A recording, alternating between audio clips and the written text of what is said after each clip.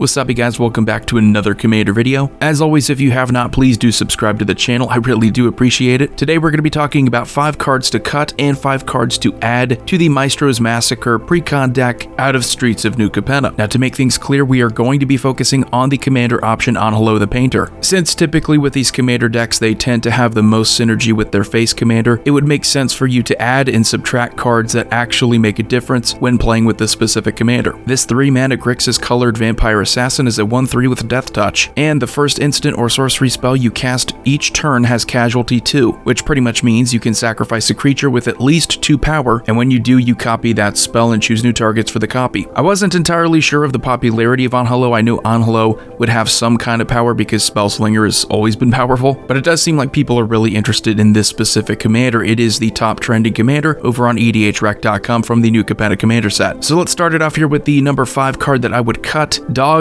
Detective. This is very similar to the card Master of Death, which I do still recommend if your deck can really benefit off of the graveyard. I don't think the way that this deck is initially structured, that it's meant to synergize with the graveyard as well as some other decks, to where you can take advantage of things like milling or discarding. I will say, however, that this is looking like a better version of Master of Death. It does seem pretty likely that an opponent can draw 2 cards in their turn before you get to your next turn, so not having to wait to the beginning of your upkeep and paying a life to get it back, and it only being 2 mana in mono black, I think is a huge advantage to it, which is why it's not any higher. I do think it's a good card, just maybe not the right fit for this deck. And the number 5 card to add is Professor Onyx. Now, I'm not going to be adding too many expensive cards, and I don't really think Professor Onyx is that bad at $10. I'm really recommending you play Professor Onyx because it will allow you to have some kind of win con in your deck. If you're playing Spellslinger, you should know by now that typically the precons that support the strategy aren't that strong, meaning they might give you some cantrips, but you're usually not getting a lot of win cons or really any way to effectively win and keep up with your other opponents. Now, I know this is kind of cheating, but I'm also going to recommend you add Fury Storm because there's really no point in not playing it. Our Commander being only 3 mana makes it very easy to recast them. So you cast a spell, you play Fury Storm in response.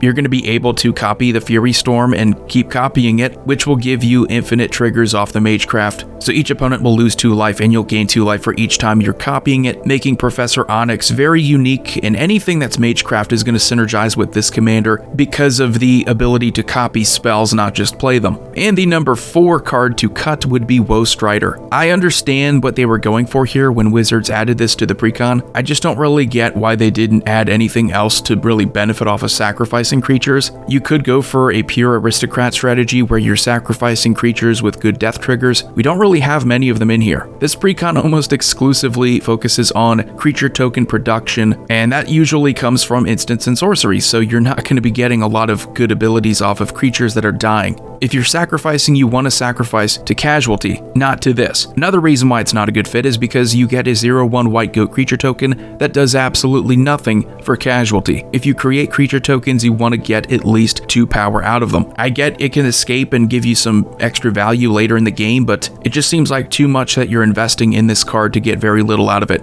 The 4th card to add is Reanimate. I like Reanimate because if you're willing to play Victimize, it means you have some trust in your own graveyard, and it's not to the point where I would say cut Victimize. It's just your own graveyard can sometimes be a bit of a pain, especially when there's only like 14 creatures included in this precon. Reanimate is a little bit different. You're still going to get the benefit off of bringing a creature back from the graveyard, but it could be anyone's creature in their graveyard. It being only 1 mana also makes it a lot more flexible. You will be losing a bit more life by doing this, but you have more options. This is where I say you should try to branch out without trying to change what the Commander is, and I think you can really turn this into a Spellslinger Reanimator deck fairly easily. It's not like with Dog Detective where you're going to want to focus on more discard and mill, and that would fit in pretty well in those strategies. Reanimate will do really well in this deck, and it's still only around a $10 card, so you're not going to see me recommend $40, $50 cards because it's not practical. Reanimate is a legitimate upgrade that you won't regret putting in here. The number 3 card to cut is Commander Sphere.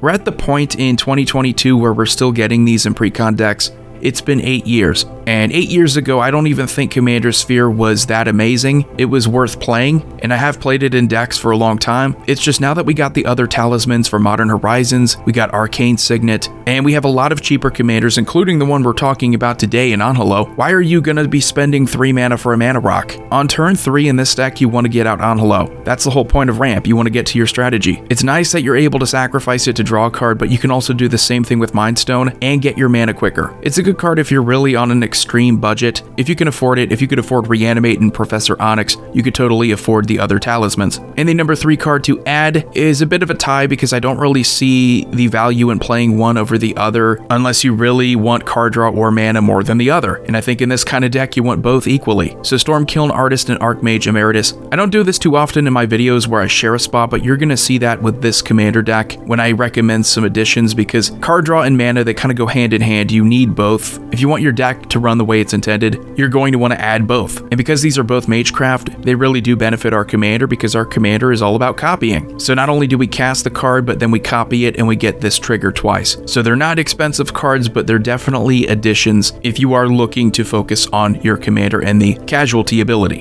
And the number 2 card to cut is Damnable Pact. Seeing this card in a Precon deck in the year 2022 is a little weird. It's not because it's an awful card, it's just not the right fit for this deck. It's like Woe Strider. You don't want this in the deck, especially if you're playing blue, you have better ways of drawing cards. And if you're going to be treating this like burn, you might as well just upgrade to a Torment of Hailfire. You get better burn that way, you're not giving your opponents any card advantage. We're not playing Nekosar either, so this doesn't synergize with the deck in any way to where you're benefiting off of that damage. So it's an even worse fit, you have better ways of drawing cards, it's sorcery speed. You don't even really see this in mono black decks, so that's all you really need to know. In the number 2 spot, where we're also going to be talking about a few cards, not just one, although I will say that Gutter Snipe is probably one of the best red burn cards that you can include in any Spellslinger strategy. Electrostatic Field, Thermo Alchemist are also good options. It goes back to Professor Onyx and what I was saying about Precon decks that focus on Spellslinger. It's usually hard to win out of the box with these decks because they're just so all over the place, but you want cards like these. You want a direct synergy with casting instants and sorceries. While these are not Magecraft triggers so that they'll benefit off the copying, if you want to continue upgrading this deck, you're going to be wanting to focus on speed, adding more cantrips, and if you're able to cast multiple spells in a turn, something like Gutter Snipe just wins you the game. It does get to the point, and it's been like this for a long time, where if you throw this out there, you are putting your opponents on a clock. So the number 1 card to cut from Maestros Massacre is Sever the Bloodline. This 4-mana sorcery allows you to exile target creature and all other creatures with the same name as that creature. Has a flashback cost of 7, so you can do it again for 7 mana. I get that this deck is about copying, I get that it's about getting the most out of your spells,